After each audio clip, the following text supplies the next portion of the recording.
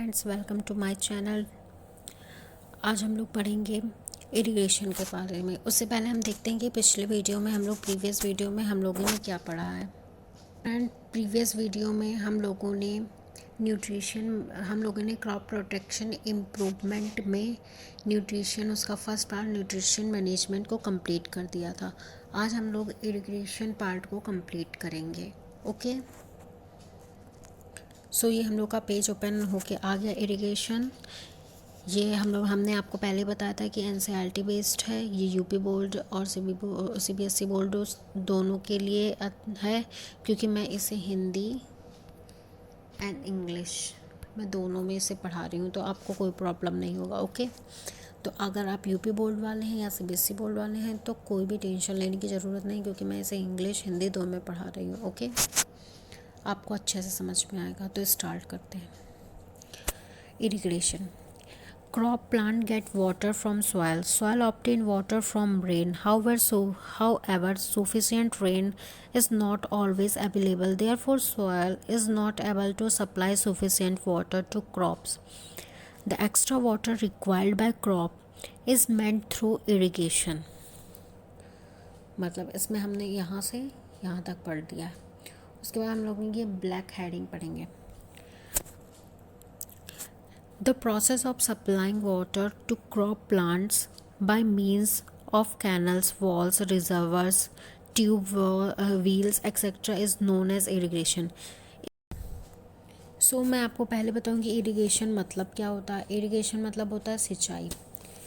इसमें ये लिखा हुआ है कि फसल पौधे को मिट्टी से पानी में मिलाता है। ठीक है, वर्षा से मिट्टी को पानी मिलता है, ये तो सबको पता है। हालांकि पर्याप्त बारिश हमेशा उपलब्ध नहीं होती है, क्योंकि मानसून जो होता है वो चेंज होता रहता है और हमें बारिश नहीं मिलती। कभी ज़्यादा बारिश होती, कभी कम बारिश होती। तो इसलिए फसल को सिंचाई करने के लिए हमें पर्याप्त पानी नहीं मिलती है। इसीलिए मिट्टी फसलों को पर्याप्त पानी की आपूर्ति करने में सक्षम नहीं होता है।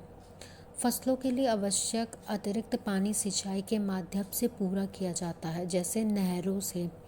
वही यहाँ पे लिखा, जैसे नहरों से, तब कैनल्स, व्हील्स मतलब कुआं, इन सब चीज़ों से वो पानी की आपूर्ति करते हैं। जलाशय, वेल्स मतलब कुआं होता है। ठीक है, इसके माध्यम से फसल को सिंचाई करने के लिए पूरी आपूर्ति पानी उन्हें सिंचाई करने के लिए मिलता है, मतलब पूरा पानी मिलता है। क्योंकि बारिश के पानी से तो सिंचाई होता नहीं है, इसीलिए उन्हें फसल की सिंचाई करने के लिए कुओं से, नहरों से, यहाँ से पानी लेना पड़ता और सिंचाई करनी पड़ती है। उसके बाद नेक्स्ट है हम यहाँ से पढ़ेंगे इन आवर कंट्री से। हम लोग पहले इस पॉइंट तक पढ़ेंगे। In our country there are 12 major river basins and 8 compositive river basins. Groundwater also contributes significantly to our total water resource. This is replenished by rainfall. However, only 55% of our cropped area is either partially irrigated, about 25%, or is under assumed irrigation, about 30%. Remaining about 45% of a cropped area is unirrigated and is dependent on river for the cultivation of crops. It is called rainfield agriculture. इसमें ये बता रहा है, so friends, इसमें बता रहे हैं कि हमारे देश में कुल 12 प्रमुख नदियाँ हैं। उसमें 8 मिश्रित नदी हैं, घाटियाँ हैं। भूजल भी हमारे कुल जल से संसाधनों में महत्वपूर्ण योगदान, मतलब हमारा भूजल मतलब भूमि जल, जो भूमि पर पानी पाए जाते हैं, वो बहुत ज़्यादा योगदान देते। इसकी पूर्ति बारिश द्वारा की जाती। हालांकि हमारे फसल क्षेत्र का केवल 55% आशंक रूप से सिंचाई, मतलब 55% केवल ही सिंचाई के लिए काम आते हैं, और लगभग 25% या सुनिश्चित सिंचाई लगभग 30% के अंतर्गत है। शेष जो हम लोगों 45% फसल क्षेत्र जो बचे हैं वो असंचित है। मतलब कि जैसे कि हमारे कंट्री में 12 रिवर हैं, ठीक है, 8 कंपोजिट रिवर हैं, मतलब कि मिश्रित नदी हैं, जिसमें में से ग्राउंड वाटर आल्सो कंट्रीब्यूटेड, जिसमें में से 55% जो है वो क्रॉप एरिया है, ठीक है, फसल के लिए, सिंचाई के लिए जो होते हैं फसल उगाने के लिए, वो 55% है। और पार्शली इरीगेटेड मतलब 25% निकाल देंगे तो हम लोग इरिगेशन के लिए वो केवल 30% हमें मिलते हैं। और 40% क्रॉप्ड एरिया जो है वो अनइरिगेटेड है, मतलब कि वो फसल क्षेत्र के असिंचित हैं, फसलों की खेती के लिए बारिश पर निर्भर हैं। जो हमारे 45% वो बारिश पर निर्भर है फसल उगाने के लिए। उसके बाद इसमें कहा गया है, उसे पढ़ने जा रहे हैं, यहाँ तक पढ़ेंगे, ओके।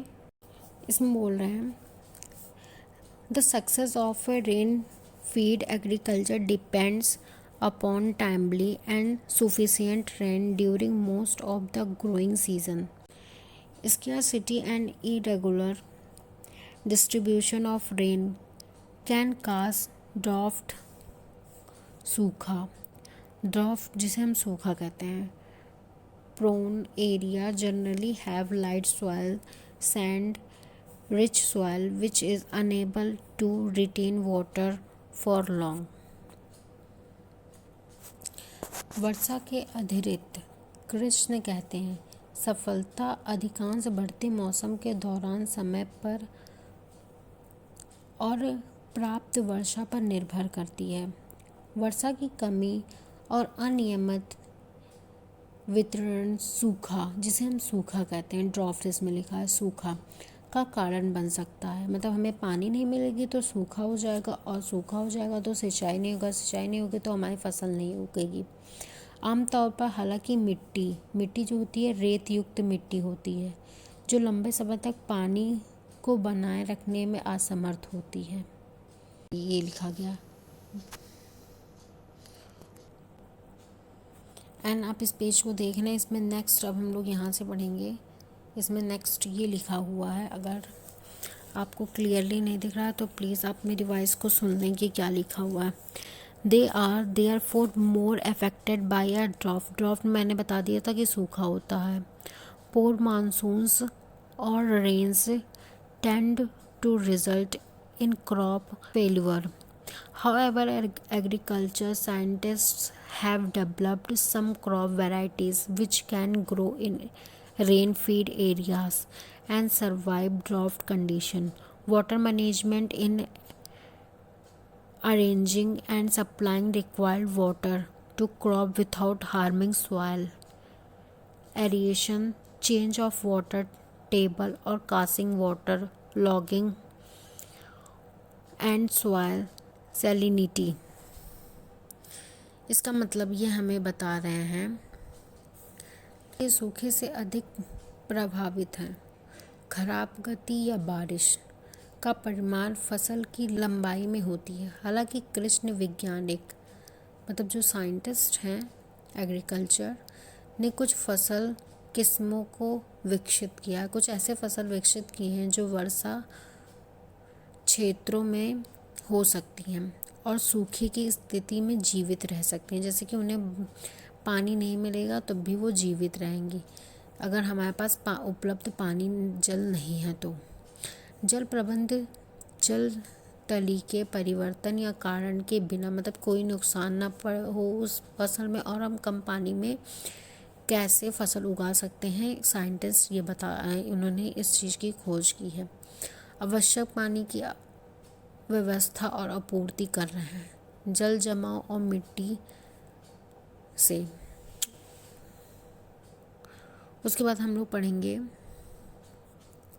एंड नेक्स्ट टॉपिक हम लोग का आ गया एडवांटेज ऑफ इरिगेशन। हम पढ़ेंगे advantage of irrigation point to point. Advantage of irrigation होते क्या है? In agriculture irrigation fulfil the following goals. हम लोग फर्स्ट पढ़ेंगे crop plant are irrigated with fresh water to supply water initial element to them hydrogen and oxygen Both of these elements are present in water molecules and are necessary for growth and development of crop plant. ये हमें बता रहे हैं कि सिंचाई के लाभ में कृष्ण जो सिंचाई करते हैं उनके निम्नलिखित लक्षण है, मतलब फुलफिल ऑफ फॉलोइंग गोल्स हैं। जैसे फर्स्ट में क्रॉप प्लांट इरिगेटेड मैंने पढ़ा, उसमें बोलना है कि फसल पौधे को 2 आवश्यक तत्वों से बांटा गया, जैसे हाइड्रोजन और ऑक्सीजन की आपूर्ति करने के लिए ताजे पानी से सिंचाई किया जाता है। ये दोनों तत्व पानी के अणुओं में मौजूद होते हैं और फसल पौधों की वृद्धि और विकास के लिए आवश्यक होते हैं। हाइड्रोजन और ऑक्सीजन ये दोनों पौधों को विकसित बड़ा करने में मदद करते हैं, इसमें ये बताया गया।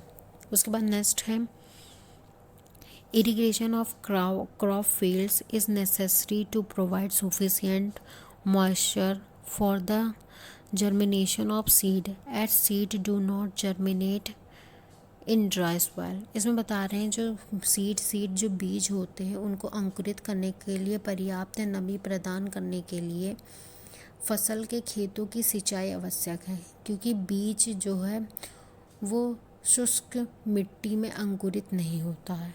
इसमें सेकंड में ये बताया गया है ड्राई सॉइल में अंकुरित नहीं होता है।